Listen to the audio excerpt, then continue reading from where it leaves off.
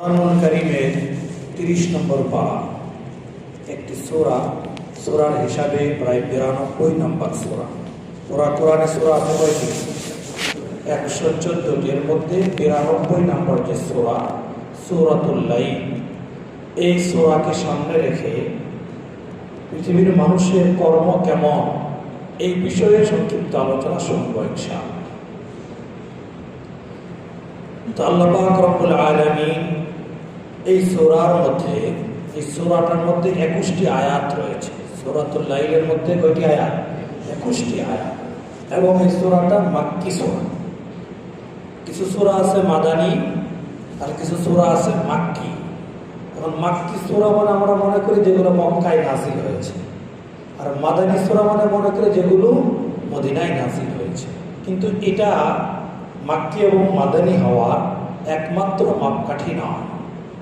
মাক্কি এবং মাদানী হওয়ার বিশুদ্ধ এবং উত্তম ক্যাটাগরি হলো যে নবীজি সাল্লাল্লাহু আলাইহি ওয়াসাল্লাম মক্কা থেকে মদিনায় হিজরত করার আগে যে সূরাগুলো নাযিল হয়েছে, চাই সেটা মক্কায় হোক, মদিনায় হোক, অন্য কোথাও হোক, হিজরতের আগে যে সূরাগুলো নাযিল হয়েছে ওগুলোকে বলা হয় মাক্কি সূরা।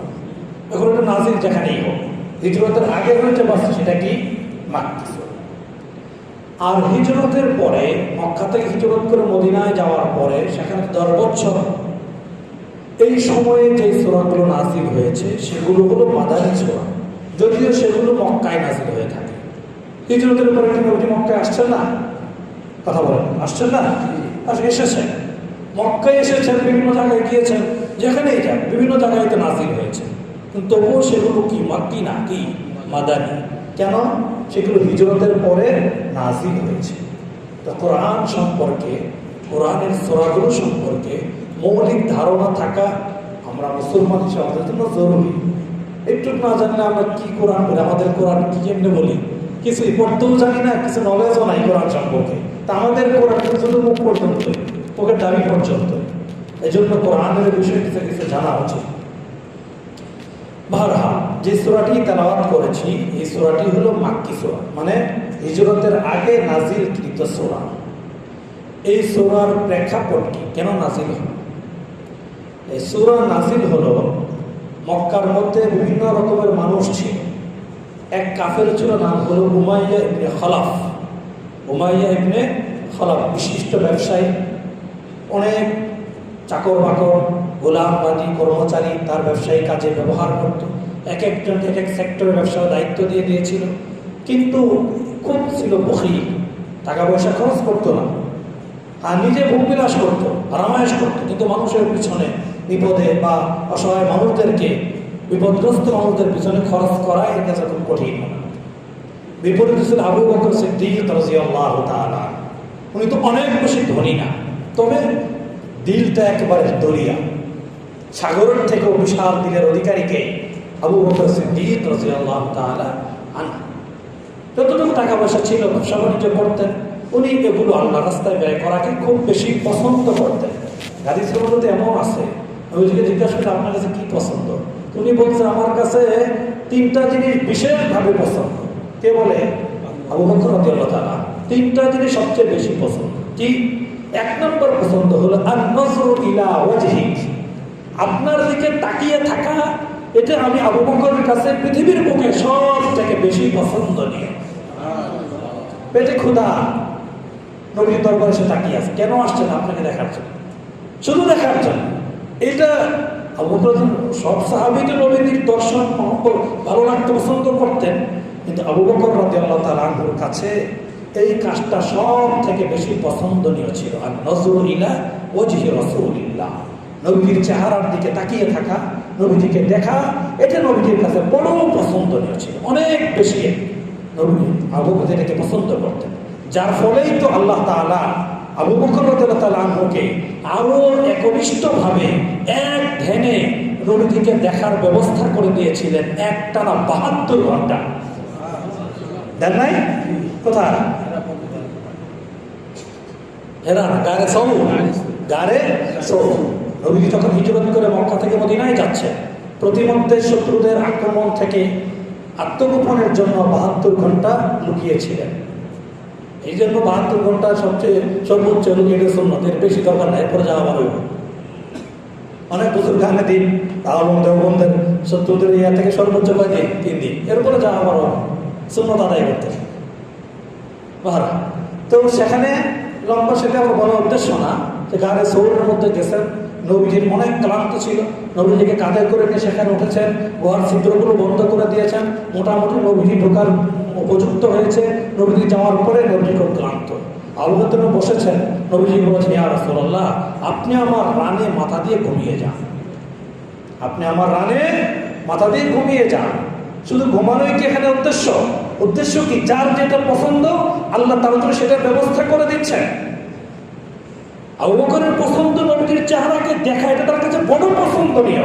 এই জন্য আল্লাহ এমন সিস্টেম করে দিলেন, কত দেখবা আমার মাহবুবকে, কত দেখবা, দেখতে থাকো একটানা 72 ঘন্টা তুমি শুধু আমার মাহবুবকে দেখতেই থাকবা, তাও দূর থেকে না, নিজের কোলের মধ্যে তাকিয়ে তাকিয়ে দেখতে থাকবা। এই হলো সাহাবায়ে কেরামের রুচি। আর আমাদের রুচি কি? কারো দেখবো, আল্লাহ হেফাজত করেন। এই 1 নম্বর পছন্দ আবু বকর কি? নবীর চেহারা দেখা। 2 নম্বর পছন্দ, আমার মেয়েটা আপনার ঘরে থাকবে, বিনতি আলা বাইতিক, আমার মেয়ে আপনার বিবি হবে, এটা আমার বড় পছন্দ। আমার মেয়ে আপনার বিবি হবে, এটা আমার বড়ই পছন্দ। আল্লাহ তাআলা ব্যবস্থা করে দিয়েছেন। আমাদের আয়েশা সিদ্দিকা রাদিয়াল্লাহু আনহার সাথে নবীর বিবাহ ঘটকারী কে করেছেন? আল্লাহ তাআলা। পয়গাম নিয়ে আসছে কে? জিবরিল আমিন। ঘটনা লম্বা, আপনারা জানেন, বিবাহ হয়েছে। এরপরে 3 নম্বর পছন্দ, আরেকটা পছন্দ কি? আরেকটা পছন্দ হলো আমার সমস্ত মাল, আমার পয়সা, আমার সম্পদ, আমার টাকা পয়সা আপনি বলবেন আর খালি খরচ করতে থাকবো, এটা আমার কাছে বড় পছন্দ। আমার মাল আপনার কথায় খরচ হবে, ডেইলি লাইনে খরচ হবে, এটা আমার কাছে বড়ই পছন্দ নেই। সাহাবায়ে কেরামের পছন্দগুলো কেমন, তাই না? আশ্চর্য রকমের পছন্দ। আমার মাল খরচ হবে, একটু যেমন হয়েছিল যে আমার মাল খরচ হবে, আপনার কোনো অনুমতি নেওয়া লাগবে না, নিজের মনে করে যত প্রয়োজন খরচ করবেন। এই হল আবু বকর রাদিয়াল্লাহু আনহুর অবস্থা, যে কি পরিমাণ খরচ করাকে তিনি পছন্দ নাই, তবুও খরচ করত। অনেক মানুষ আছে না, অর্থকরী কম, কিন্তু ব্যাপক হারে আল্লাহর রাস্তায় অসহায়, দরিদ্র, তারপরে বন্যা কবলিত মানুষ, বিভিন্ন মানুষের পিছনে খরচ করাকে খুব পছন্দ করে। এই হলো 2 প্রকার। এক হলো উমাইয়া ইবনে খালাফ, সে খরচ করতেই রাজি না, আর আবু বকর রাদিয়াল্লাহু আনহু খরচ করাটাই তার কাছে বেশি পছন্দনীয়। 2 রকমের হয়ে গেল না? এই প্রেক্ষিতে আয়াত নাযিল হয়েছে, এই সূরাটি নাযিল হয়েছে। সূরার মধ্যে 2 শ্রেণীর বিপরীতমুখী, 2 মতাদর্শে মানুষের কথা আল্লাহ পাক এই সূরাতে আলোচনা করেছেন। তো কাকে কিভাবে খরচ করলেন? তার একটা গোলাম ছিল, কি নাম? হযরত বেলাল হাবশী। কার গোলাম? উমাইয়া ইবনে খালাফের গোলাম। অনেক নির্যাতন করতে, আপনারা জানেন, কষ্ট দিতে। আমার ওই ঘটনা আজকে বলা উদ্দেশ্য না, সামনে অন্য কথা বলবো, এই জন্য এগুলো সব টাচ দিয়ে যাচ্ছে। তো বেলাল হাবশী রাদিয়াল্লাহু তাআলা আনহু, বিশিষ্ট সাহাবী, উনি উমাইয়া ইবনে খালাফের গোলাম ছিলেন। সে অনেক কষ্ট দিত, অনেক নির্যাতন করত। নির্যাতনের বর্ণনা দিলে শেষ হবে না, এই পরিমাণ কষ্ট তাকে দিয়েছে। আবু বকর রাদিয়াল্লাহু তাআলা আনহু তিনি জানতে পেরেছেন যে কষ্ট করা হচ্ছে, কষ্ট দেওয়া হচ্ছে, মেরে ফেলবে। তখন আবু বকরকে বলেছেন, কি মেরে ফেলবে? এর কোনো দাম নেই, দাম না আমরা দিয়ে দাও, এটা যেহেতু কোনো মূল্যই তোমার কাছে নাই, কোনো দামই নেই, আমাকে দিয়ে দাও। ওকে না, এটা তো মান্না দিব না, কি লাগবে? যত লাগে, অনেক লম্বা কাহিনী। বিশাল টাকা পয়সা দিয়ে আবু বকর রাদিয়াল্লাহু আনহু উমাইয়া ইবনে খালাফ থেকে হযরত বেলাল হাবশী রাদিয়াল্লাহু তাআলা আমাকে ক্রয় করে আজাদ করে দিয়েছে, আজাদ করে দিয়েছেন। একজনের মাল আল্লাহর রাস্তায় খরচ করা, অসহায়দের পিছনে খরচ করা পছন্দনীয়, আরেকজন কুক্ষিগত করা, আটকিয়ে রাখা, খরচ না করে শুধু নিজে বিলাসিতা করা, এইটাই তার কাছে পছন্দনীয়। বিপরীতমুখী 2 শ্রেণীর মানুষ, এগুলোকে লক্ষ্য করে আল্লাহ পাক রব্বুল আলামিন একটি সূরা নাযিল করে দিয়েছেন, সূরাতুল লাইল। কিয়ামত পর্যন্ত আনেওয়ালা সকল মানুষ যেন এখান থেকে শিক্ষা গ্রহণ করতে পারে। বুঝা যাচ্ছে কথা? এই হলো বিষয়। এই সূরার শুরুতে আল্লাহ পাক রব্বুল আলামিন তিনটি কসম করেছে, ওয়াল-লাইলি ইযা ইয়াগশা ওয়ান-নাহারি ইযা তাজাল্লা ওয়া মা খালাকায-যাকারা ওয়াল-উনসা। আল্লাহ পাক রব্বুল আলামিন মহান সত্তা, তার কথার গুরুত্ব বোঝাবার জন্য, তার কথার ওজন বোঝাবার জন্য কোনো কসমের প্রয়োজন আছে? কোনো শপথের প্রয়োজন আছে? নাই। তবু আল্লাহ পাক রব্বুল আলামিন আরো বেশি গুরুত্ব যেন দেয়, আরো বেশি গুরুত্ব যেন তৈরি হয়, এই জন্য আল্লাহ পাক রব্বুল আলামিন সামনের একটা দুটা কথা বলার জন্য একটা দুইটা না, একে একে তিনটি শপথ করেছে। কয়টি শপথ করেছে? তিনটি শপথ করেছে। এবং প্রত্যেকটা শপথের মধ্যে এমন শব্দই ব্যবহার করেছেন যে শব্দগুলো শপথের পরে যে কথাটা বলবেন ওদের সাথে মিল আছে। বুঝে আসতেছে কথা? তো প্রথম কি বললেন? ওয়াল-লাইলি ইযা ইয়াগশা। আল্লাহ পাক রব্বুল আলামিন রাতের কসম করেছে। ওয়াল-লাইলি, শপথ রাতে, ইযা ইয়াগশা, যখন অন্ধকার ছেয়ে যায়। পুরো রাত্রে অন্ধকার হয় না, রাতে যে অন্ধকার ছেয়ে যায় ওই সময়ের কসম করেছে। বিপরীত। এরপরে বলেছে ওয়ান-নাহারি ইযা তাজাল্লা, এবং শপথ ওই দিবসে যখন আলো ছড়িয়ে যায়। রাতের বিপরীত কি? দিন। ধনীর বিপরীত কি? গরিব। কৃপণের বিপরীত কি? দানশীল। ঠিক আছে না? বদমাইশের বিপরীত কি? ভালো মানুষ। সুদখোরের বিপরীত কি? যে ভালো। প্রত্যেকটা বিপরীত শব্দ। এই জন্য আল্লাহ কসম খাচ্ছেন বিপরীত শব্দ। প্রথম রাতের, এরপরে দিনে, দুইটাই কসম করেছে এবং দুইটাই মানুষের জন্য গুরুত্বপূর্ণ। ওয়াল-লাইলি, রাতের গুরুত্ব না, রাতের ঘুম। যারা সারা রাত না ঘুমাইলে, 2-3 ঘুমাইলেও সেই ঘুমের ঘাটতি পূরণ হয় না। এই জন্য সূরা নাবার মধ্যে আল্লাহ পাক রব্বুল আলামিন এই রাতের কথা বলেছেন। ওয়াজআলনা নাওমাকুম সুবাতা ওয়াজআলনাল লাইলা লিবাসা, যে আমি রাত্রিকে অন্ধকার করে দিয়েছি, দিনের আলোকে রাতে অন্ধকারের চাদর তারা ঢেকে পুরো রাতকে অন্ধকার করে দেয়। কেন? যাতে করে তোমরা রাত্রিবেলা আরামে ঘুমাতে পারো, বিশ্রাম নিতে পারো। রাত্রে যদি কেউ 10টা থেকে 2টা-3টা পর্যন্ত ঘুমায়, 11টা থেকে 3টা পর্যন্ত ঘুমায়, ও সারাদিন না ঘুমালেও কোনো সমস্যা, চলতে পারে। রাত্রে আমরা 5 ঘন্টা ঘুমাই, তবুও দিনে ঘুমাইতে হয়। কেন? রাতের টাইম মতো ঘুমাই না, ঘুমাই হলো 12টার পরে, যার ফলে ওই ঘুম আর কাজ হয়। 10টা থেকে 12টা হলো মেন শরীরের উপকার হয় এমন ঘুম, এই টাইমের ভিতরে। হাদিসের মধ্যে আসছে, নবী সাল্লাল্লাহু আলাইহি ওয়াসাল্লাম বুখারী শরীফের মধ্যে বাব কায়েম করে দিয়েছেন যে লা কালামা বাদাল ইশা, এশার নামাজের পর কোনো গল্পগুজব নেই, আর কোনো প্ল্যান প্রোগ্রাম নাই, এবার ঘুম। তাহলে ভোর রাতে আগে উঠতে পারবা। এটা নবীজির আদর্শ। আমাদের এশার পরে কেবল সন্ধ্যা হয়, কেবল চাউল ধুয়ে ভাত বসায় মহিলারা, তাই করে না? রান্না হয়তো 11টা, খাইতে খেতে 11:30, 12টা, 12:30 তো স্বাভাবিক। তাইলে আমাদের শরীরে রূপ বাড়বে না, কার শরীরে রূপ বাড়বে? বাহারা রাতের ঘুম দিনের পূরণ হবে না। এই জন্য আল্লাহ নিজে বলছে ওয়াজআলনা নাওমাকুম সুবাতা ওয়াজআলনাল লাইলা লিবাসা। আল্লাহ তাআলা রাতকে বানিয়েছেন আরামের জন্য, যে আরামের মধ্যে অন্ধকার আল্লাহ ছেয়ে দিয়ে অন্ধকার ছড়িয়ে দিয়েছেন, অন্ধকারে ঘুমটা ভালো হয়। আর দিনকে আলোক উজ্জ্বল করে দিয়েছেন, আলোকিত করে দিয়েছেন, যাতে করে দিনের বেলা মানুষ যার যার কর্মে ছড়িয়ে যেতে পারে, হালাল রিজিক অন্বেষণ করতে পারে। এটাও কোরআনের বিভিন্ন আয়াত আল্লাহ পাক বলেছেন। ওয়াজআলনান নাহারা মাআশা, নাহার মানে দিবস, রাতে দিনের আলো, মাস মানে রিজিক অন্বেষণ করা, হালাল তরিকায় পয়সা উপার্জন করা। এই জন্য আল্লাহ তাআলা দিনকে আলোকিত করে দিয়েছেন, যাতে দিনের বেলা মানুষ পয়সা উপার্জন হালালভাবে করতে পারে। বাহরা এই বিপরীতমুখী দুইটা শব্দের শপথ করেছেন, ওয়াল-লাইলি ইযা ইয়াগশা ওয়ান-নাহারি ইযা তাজাল্লা। 3 নম্বর বলেছেন ওমা খালাকায-যাকারা ওয়াল-উনসা। 3 নম্বর শপথ। এখানেও বিপরীতমুখী, একই আয়াতের বিপরীতমুখী দুইটা শব্দ। আল্লাহ পাক রব্বুল আলামিন যাকার তথা পুরুষ জাতিকে, ওয়াল উনসা এবং নারী জাতিকে সৃষ্টি করেছেন। মানুষের মধ্যেও, প্রাণীর মধ্যেও, এমনকি গাছের মধ্যেও। আছে না নাই? বিপরীতমুখী পুরুষ জাতি যাকারা ওয়াল উনসা। আল্লাহ পাক রব্বুল আলামিন নারী এবং পুরুষ ভিন্ন ভিন্ন রূপে সৃষ্টি করেছেন।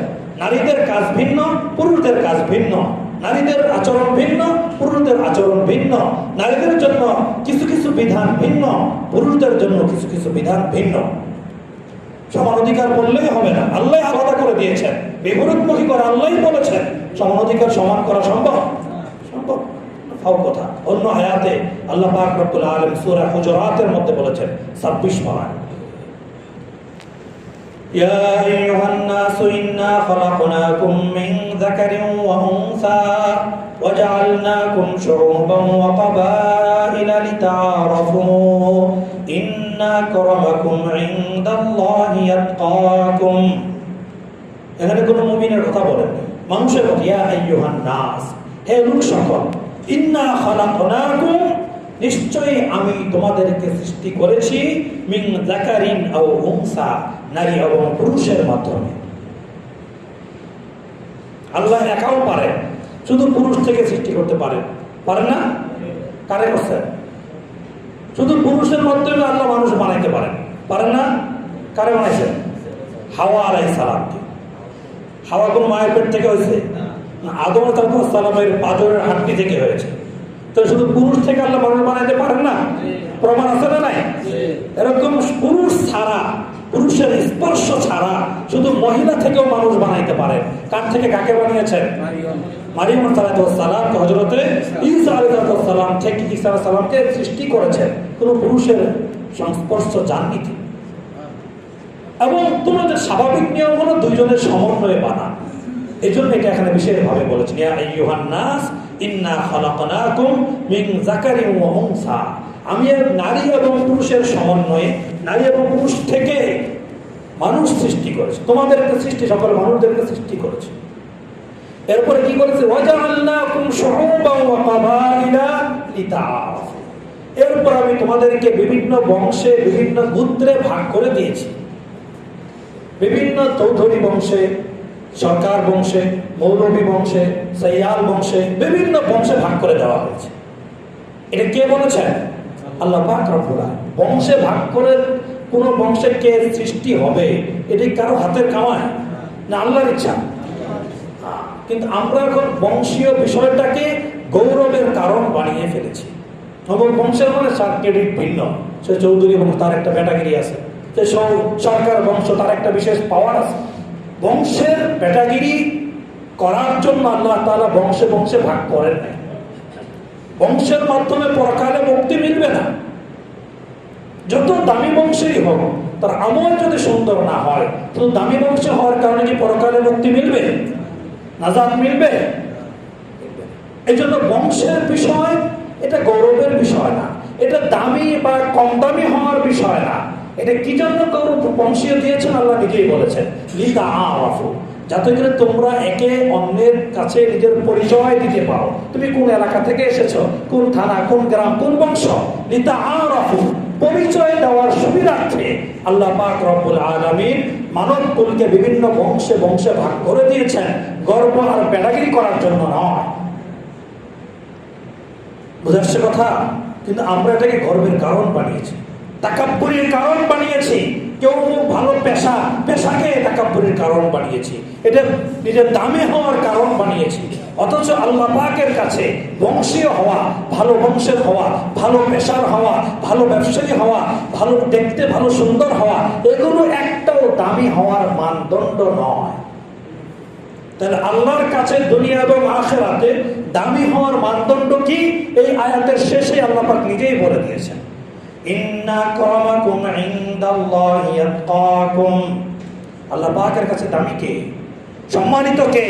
দুনিয়া এবং আখিরাতে যার অনেক মর্যাদা, ওই ব্যক্তিকে যার দিলের ভিতরে, যার অন্তরের ভিতরে তাকওয়া যত বেশি, সে আল্লাহ পাকের কাছে তত বেশি দামি, সম্মানিত, সে তত বেশি মূল্যবান।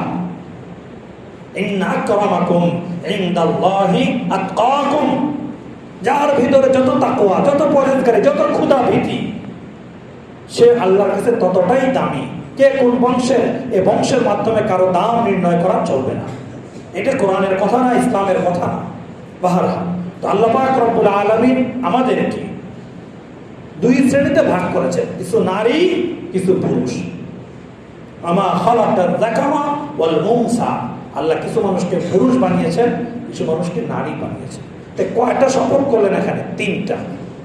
এক নাম্বার রাতের শপথ করলেন, দুই নাম্বার দিনের শপথ করলেন, ওয়াল্লাইলি ইযা ইয়াগশা রাতের শপথ, দুই নম্বর ওয়ান্নাহারি ইযা তাজাল্লা দিনের শপথ, তিন নম্বর ওয়ামা খালাকায যাকারা ওয়াল উনসা যে আল্লাহ পাক রব্বুল আলামিন নারী পুরুষ দুই শ্রেণীতে সৃষ্টি করেছেন। এটা তিনটা শপথ আল্লাহ পাক রব্বুল আলামিন নিজে করেছেন। এতটুকু কথা বুঝে আসছে সবার? বুঝতেছেন কথা? এতটুকু এই সূরার প্রথম তিনটি আয়াতের মধ্যে তিনটি কথার শপথ করা হয়েছে। বুঝে আসছে কথা? তিনটি শপথ করার পরে আল্লাহ পাক রব্বুল আলামিন কি বলতেছেন? একটা কথা বলতেছেন, বিশেষ একটি কথা বলতেছেন। সে কথাটা কি? ইন্না সা'য়াকুম লাশাত্তা, ইন্না সা'য়াকুম লাশাত্তা। নিশ্চয়ই এই কথাটা বলাই, যে এই কথাটা এখন বললাম, এই কথার জন্য আল্লাহ তিনটা শপথ করলেন। একটা কথা, সেই কথা কি? ইন্না সা'য়াকুম লাশাত্তা, নিশ্চয়ই প্রত্যেকটা মানুষের, তোমরা মানুষ যারা, তোমাদের কর্ম পদ্ধতি, তোমাদের আচরণ, তোমাদের আদর্শ, তোমাদের নীতি নৈতিকতা, তোমাদের সব কিছু ভিন্ন ভিন্ন, একরকম না। সাতটা মানে বিভিন্ন রকমের, ভিন্ন ভিন্ন। ইন্না সা'য়াকুম লাশাত্তা, তোমাদের আচরণগুলো কি? ভিন্ন ভিন্ন রকমের, এক রকমের নয়। কেউ সুদ খায়, কেউ ঘুষ খায়, কেউ দান করে, কেউ কৃপণতা করে, কেউ নামাজ পড়ে, কেউ নামাজ পড়ে না, কেউ রোজা রাখে, কেউ দিব্যি বিড়ি সিগারেট খায়। আছে না নাই? কেউ মানুষের সঙ্গে ভালো ব্যবহার করে, কেউ খারাপ ব্যবহার করে, কেউ চুরি করে, কেউ ব্যবসা করে। একরকম না ভিন্ন রকম, এবং বিপরীতমুখী। এবং কি বিপরীতমুখী? কোরআনের বিভিন্ন আয়াতের মধ্যে এই কথাটা আল্লাহ পাক বিভিন্ন আঙ্গিকে বলেছেন।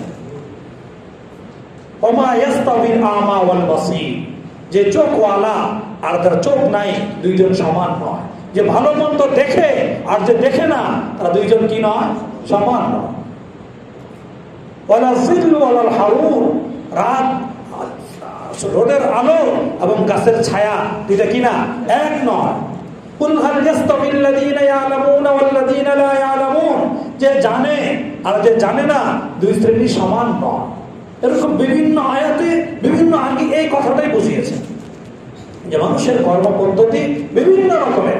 এক প্রকারের কর্মপদ্ধতি এমন যেগুলো মানুষকে জান্নাতের দিকে নিয়ে যায়, আরেক প্রকারের কর্মপদ্ধতি এমন যেগুলো মানুষকে জাহান্নামের দিকে নিয়ে যায়। দুজনই মানুষ, দুজনই ভাত তরকারি খায়, দুজনই তেলাপিয়া মাছ খায়, দুজনই ডিম খায়, সব খায়, কিন্তু একজন যাচ্ছে জান্নাতের দিকে আর একজন যাচ্ছে জাহান্নামের দিকে। একই সমাজে থাকে, একই গ্রামে থাকে, একই বাড়িতে থাকে, একই বাবার সন্তান, দুইজন দুই মুখা। একজন জান্নাতের মুখে আর একজন জাহান্নামের মুখে। আছে না নাই? এই কথাটা গুরুত্বপূর্ণ না হইলে আল্লাহ পাক তিনবার কসম করে বলতেন না। তিনবার কসম করে এই কথাটা বললেন, ইন্না সা'য়াকুম লাশাত্তা, নিশ্চয়ই তোমাদের আদর্শ, তোমাদের চলাফেরা, তোমাদের কাজকর্ম, তোমাদের নীতি নৈতিকতা সবার এক নয়, বিভিন্ন আইটেমের, বিভিন্ন রকমের। এরপরে আল্লাহ পাক রব্বুল আলামিন আরো কিছু গুণের কথা বলেছেন। তিনটা ছয়টা গুণের কথা সামনে বলেছেন। এবং বলতে তিনটা গুণ হলো এমন যে তিনটা গুণ কারো ভিতরে থাকলে তার কর্মপন্থা হবে জান্নাতমুখী, আর তিনটা দোষ কারো ভিতরে থাকলে তার কর্মপন্থা হবে জাহান্নামমুখী। বুঝে আসতেছে কথা? প্রথমে এই কথাটা তো বললেন, এরপরে এই কথা থেকে ভাগ করে দিলেন। অনেকগুলো গুণ লাগে, এখানে বিশেষ তিনটি গুণের কথা বলেছে। এই তিনটি গুণ যদি কারো ভিতরে থাকে তার কর্মপন্থা কোন দিকে? জান্নাতের দিকে তাকে নিয়ে যাবে। আর পরবর্তী তিনটির কথা বলেছেন, ওগুলো কারো ভিতরে থাকলে তাকে জাহান্নামের দিকে নিয়ে যাবে। যে তিনটি মানুষকে জান্নাতের দিকে নিয়ে যায় সেই গুণগুলো কি? এই আয়াতের পরেই ইন্না সা'য়াকুম লাশাত্তা এর পরেই বলেছেন, ফাআম্মা মান আতা ওয়াত্তাকা ওয়া সাদ্দাকা বিল হুসনা ফাসানুয়াসসিরুহু লিল ইউসরা। এতটুকু। এখানে তিনটি গুণের কথা আল্লাহ পাক রব্বুল আলামিন সুন্দর করে বলেছেন। এক নম্বর কি? ফাআম্মা মান আতা, যাদের কর্ম মানুষকে জান্নাতের দিকে নিয়ে যাবে, তাদের বিশেষ গুণসমূহের মধ্য থেকে অন্যতম একটি গুণ হলো আতা, সে অনেক বেশি দান করে। অনেক বেশি কি করবে? দানের হাত তার প্রশস্ত, উপার্জন কম কিন্তু দানের হাত বেশি। প্রতি মাসে, প্রতিদিন, প্রতি সপ্তাহে, প্রতি বছর তার যে পরিমাণ উপার্জন হয় এখান থেকে অবশ্যই গুরুত্ব সহকারে একটা অংশ সে আল্লাহর রাস্তায় খরচ করে। যদি কারো দৈনন্দিন উপার্জন হয়, দৈনন্দিন উপার্জিত টাকা থেকে কিছু পয়সা আল্লাহ রাস্তায় খরচ করে। কেউ আছে সপ্তাহে টাকা পায়, সাপ্তাহিক বেতন পায়, সাপ্তাহিক উপার্জন থেকে কিছু পয়সা আল্লাহ রাস্তায় খরচ করে। কেউ মাসিক পায়, সেখান থেকে একটা অংশ আল্লাহ রাস্তায় খরচ করে। কোনো না কোনো ভাবে নিয়মিত একটা অংশ উপার্জিত পয়সা থেকে আল্লাহ রাস্তায় খরচ করা, এটা হলো জান্নাতে যাওয়ার একটা বিশেষ গুণ। যে কি করে? খরচ করে। নিজের বিবি বাচ্চার পিছনে খরচ করে, আত্মীয় স্বজনের পিছনে খরচ করে, যারা অসহায় তাদের পিছনে খরচ করে, বিভিন্ন সময় নিজের এলাকায় আত্মীয় স্বজনের মাঝে বা পরিচিতির মাঝে, বন্ধু বান্ধবের মাঝে অসুস্থ হয়, রোগী থাকে, তাদের পিছনে খরচ করে। আছে না নাই?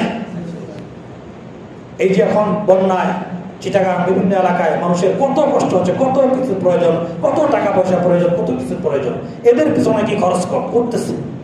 অনেক করতেছে, বিভিন্ন ভাবে খরচ করে।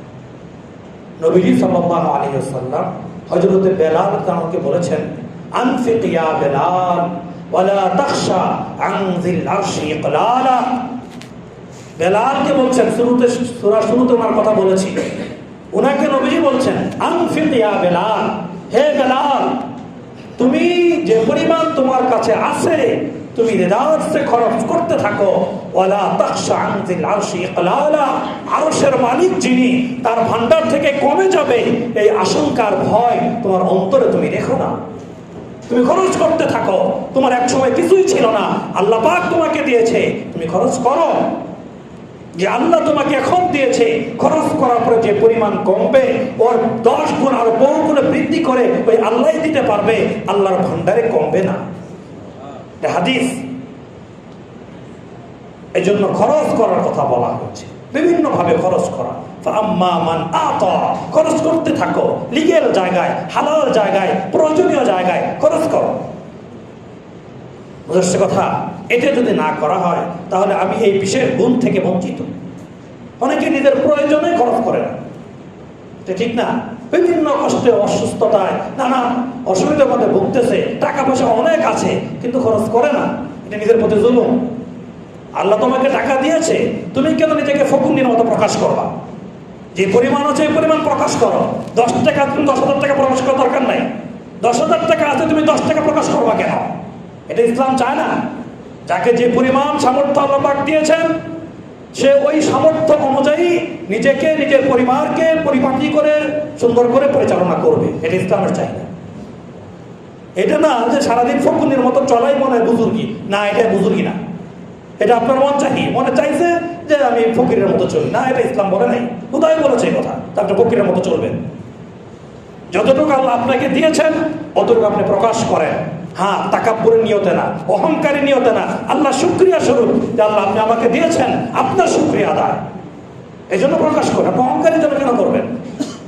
ভুল বুঝবেন না।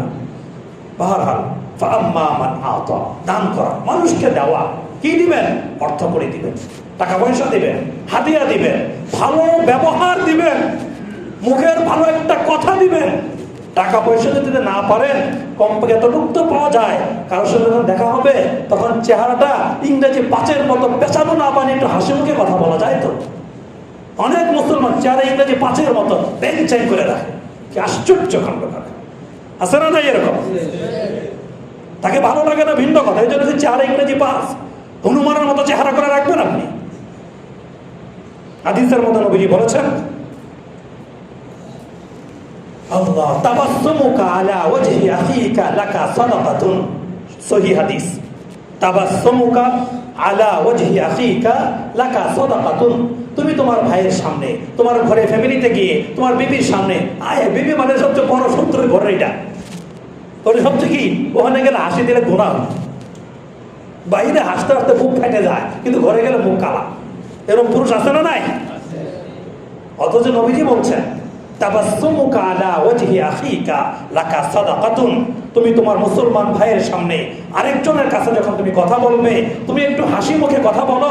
তুমি 10 লাখ টাকা দান করে চাইলে নেকি হাসিল করতে পারতা, একটু হাসি মুখে কথা বলার দ্বারা আল্লাহ পাক তোমার আমল নামায় ওই সদকার নেকি দান করে দিবে। এই আমলটা করতে কি টাকা লাগে? এটা আমরা কেন পারি না?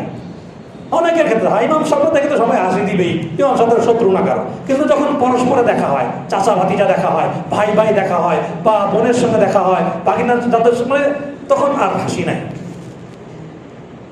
বউ শাশুড়ি যখন দেখা হয়, বউ শাশুড়ি দেখলে চেহারা ইংরেজি 5 বানিয়ে রাখে, শাশুড়ি বউরে দেখে একেবারে চেহারা কি যে বানাবে কোনো ভাষা নেই। এরকম আছে না নাই মহিলাদের মধ্যে? এই হাদিস শুধু পুরুষের জন্য না মহিলাদের জন্য? এই হাদিসটা কি শুধু পুরুষদের জন্য নাকি মহিলাদের জন্য আছে? এই শাশুড়িরা যেন কথাটা ভালো করে শুনে রাখে, বউরা যেন কথাটা ভালো করে শুনে রাখে, বিবিরা যেন কথাটা ভালো করে শুনে রাখে। জামাই যখন জমা পড়ে ঘরে যাবে, যখন জামাইকে তো একটা মুচকি হাসি দেয়, এটা বউয়ের দায়িত্ব। কথা বুঝে আসতেছে? এটা হলো জরুরি জিনিস, এটা নবীজির সুন্নাত। অন্য কিছু দিতে পারলাম না, একটা হাসি তো দেওয়া যায়। এটা হলো সর্বনিম্ন মানের দেওয়া। এটাও যদি দিতে না পারলাম, আর কি দিলাম আমি, কি আছে? দেওয়া, দেওয়ার ব্যাখ্যা বলে শেষ করা যাবে না, বহু দেওয়ার পদ্ধতি আছে। আপনি মানুষকে একটু উপদেশ দিলেন, মানুষকে এটা কি দিলেন? উপদেশ দিলেন। মানুষকে নামাজের জন্য দাওয়াত দিলেন, যে আমাদের মসজিদ তাবলীগে ভাইরা এসেছে, নিজেরটা খাচ্ছে, নিজের সময় নিয়ে এসেছে তারা, মানুষকে দ্বীনের দিকে ডাকতেছে, দাওয়াত দিচ্ছে নামাজের দিকে, দাওয়াত দিচ্ছে ইবাদতের দিকে। তাকে চাইতেছে কারো কাছে যে আমার অমুক বেলা রাত্রে খাওয়ার না দিলে আজকে আমরা গাছটা যাবো না, বলছি না আমি, বলছে কারো কাছে এই কথা? এটা একটা বড় দেওয়া। একটা হলো মাল দেওয়া, একটা হলো রুহানি দেওয়া। মালিক দান, আরটা হলো রুহানি দান, মাল দিয়ে দান করা। আরটা হলো রুহানি, আন্তরিকতা দান করা, ভালোবাসা দান করা, মহব্বত বিতরণ করা, এটা একটা দান। মানুষকে দ্বীনি কথা শোনানো, মানুষকে হেদায়েতের কথা শোনানো, মানুষকে নামাজের কথা বলা, মানুষকে গুনাহ ছাড়ার কথা বলা, এগুলো একটা দেওয়া দান। অন্য আয়াতে আল্লাহ পাক বলেছেন এটা মানুষের পাওনা, পাওনাদারদের কাছে এগুলোকে পৌঁছে দেওয়া দায়িত্ব।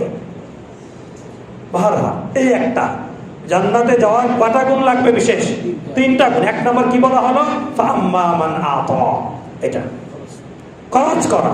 এখন প্রশ্ন থাকবে যে খরচ তো করি অনেক, ওই যে খিচুড়ি পাকানোর জন্য গত সপ্তাহে অনেকের টাকা কালেকশন করা হয়েছে না? কথা বলেন।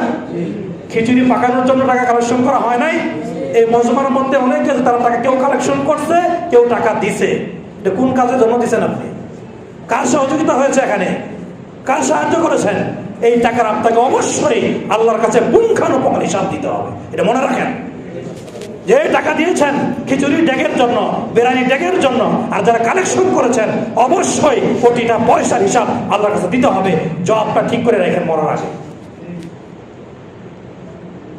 এখন বলবে মানুষ যে দিতে যেহেতু বলছে বুঝতে দেই, খেলার মধ্যে দিলাম, তারপরে ঘুষ দিলাম, সুদের পর দিলাম, তারপরে এই অন্যায় অবিচার কাজের জন্য টাকা দিলাম, এই তো দিলাম, সবই তো দিলাম, এই তো দেওয়াই হলো, দানই তো হলো। এই জন্যই এই শব্দের পাশাপাশি আল্লাহ আরেকটা শব্দ পরেই বলেছেন ফাআম্মা মান আতা।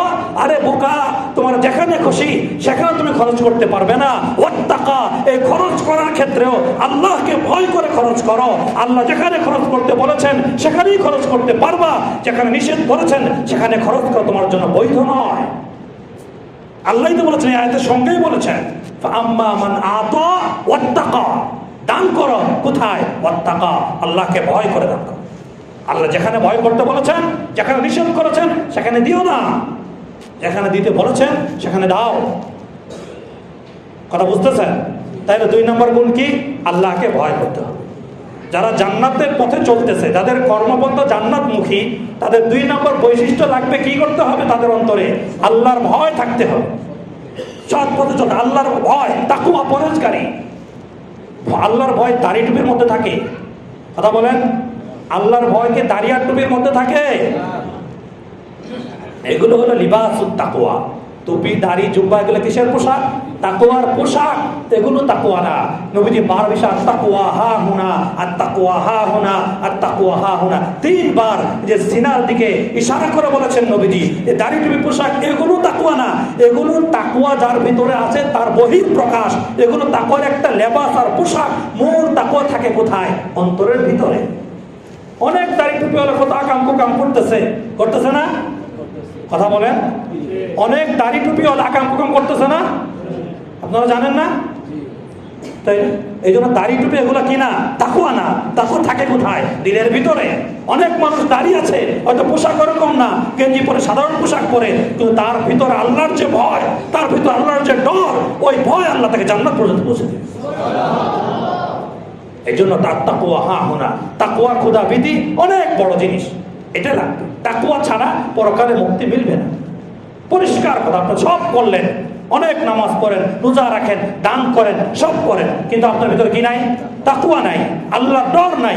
আপনি গোপনে যখন একা থাকেন, যখন নীরবে থাকেন, যখন গুনাহ করার মতো সুযোগ থাকে, তখন আপনি গুনাহ থেকে বাঁচেন কিনা সেটা হলো দেখার বিষয়। আপনার ভিতরে তাকওয়া আছে বা নাই। লোকালয়ে তো গুনাহ করবেন, মানুষ আপনাকে মন্দ ভাবনি ইমাম সাহেব, কিন্তু গোপনে আপনি কি করেন সেটা হলো দেখার বিষয়। এটা হলো তাকওয়া। তাকওয়া না হইলে পরকালে মুক্তি মিলবে না, পরিষ্কার কথা। আর যে তাকওয়া অর্জন করবে তার দুনিয়াও সহজ, আখিরাতও সহজ। আম্মা ইয়াত্তাকিল্লাহা ইয়াজআল লাহু মাখরাজা। তো কোরআনের মধ্যে বারবার বলে তাকওয়া অর্জন করলো আল্লাহ তাআলা তার সামনে সকল মুক্তির রাস্তাকে খুলে দিবেন, সোজা সহজ করে দিবেন। আম্মা ইয়াত্তাকিল্লাহা ইয়াজআল লাহু মিন আমরিহি ইসরা। যে ব্যক্তি তাকওয়া অর্জন করবে, আল্লাহ পাক সে যত কঠিন মুসিবতে থাকুক না কেন, আল্লাহ তার মুসিবতগুলোকে আসান করে দিবেন, সহজ করে দিবেন, উত্তমের রাস্তা আল্লাহ বের করে দিবেন। বুঝাচ্ছে কথা? একেবারে সংক্ষিপ্ত শেষ করে দিচ্ছি। এটা হলো 2 নাম্বার। এটা লম্বা কথা পরে বলবো। এখানে শুধু মনে রাখে যে 3টা গুণ লাগবে। 1 নাম্বার কি? দান করা। 2 নাম্বার আল্লাহর ভয় অন্তরের ভিতরে লালন করা। অন্তরের ভিতরে আল্লাহর ভয় থাকলে তাকে আর চেক দেওয়া লাগবে না, সে এমনি সোজা হয়ে চলবে। সে এমনি সোজা হয়ে চলবে, যেভাবেই থাকুক, যেখানে থাকুক, তাকে চেক দিয়ে তাকে সোজা করতে হবে না। সে আল্লাহর ডরের কারণে, আল্লাহর ভয়ের কারণে তার লেনদেন, তার চলাফেরা, তার আচরণ, প্রত্যেকের হক আদায় সে সুন্দরভাবে করবে। কেন? তাকওয়া আছে। দিলের ভিতরে কি আছে? আল্লাহর ভয় রয়েছে। এরপরে 3 নাম্বার যে গুণের কথা বলেছেন, ওয়াসাদ্দাকা বিল হুসনা। ওয়াসাদ্দাকা বিল হুসনা, ভালো জিনিসকে, সত্য জিনিসকে এগুলো সত্যায়ন করে, বিশ্বাস করে। কোরআনের কথাকে বিশ্বাস করে, হাদিসের কথাকে বিশ্বাস করে, জান্নাতকে বিশ্বাস করে, জাহান্নামকে বিশ্বাস করে, ভালো ভালো কাজগুলোকে সে মূল্যায়ন করে, বিশ্বাস করে। অনেক বদমাইশ আছে, কোরআনের কথা বলে হুজুর আমার টার্গেট করে বলছে। আরে কোরআনের কথা না এটা? আপনি কেন মনে করেন আপনাকে টার্গেট করা হয়েছে? আপনার ভিতরে দোষ থাকলে আপনার গায়ের উপর পড়বে, এটাই স্বাভাবিক। আপনি যদি পরিষ্কার চলেন আপনার উপর তো পড়বে না।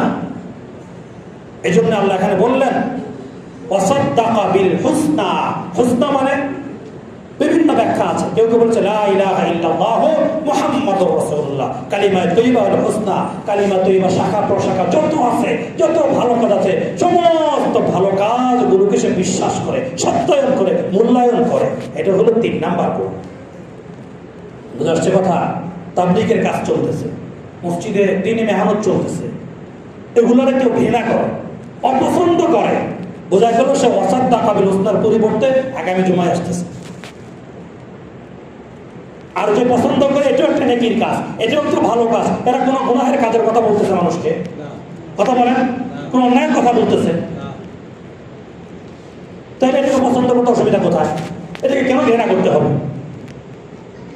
এরকম যে কোনো দিনের কাজ, মাদ্রাসা, মক্তব, ওয়াজ মাহফিল, যত দিনের কাজগুলো আছে, অনেকের ওয়াজ মাহফিল মজা লাগে না, খালি শব্দ দূষণ, সময় নষ্ট, টাকা নষ্ট, আছে না? না, এরকম ভালো ভালো কাজগুলোকে যারা ঘৃণা করে তারা এই গুণের মধ্যে নেই, পড়ে আসতেছে।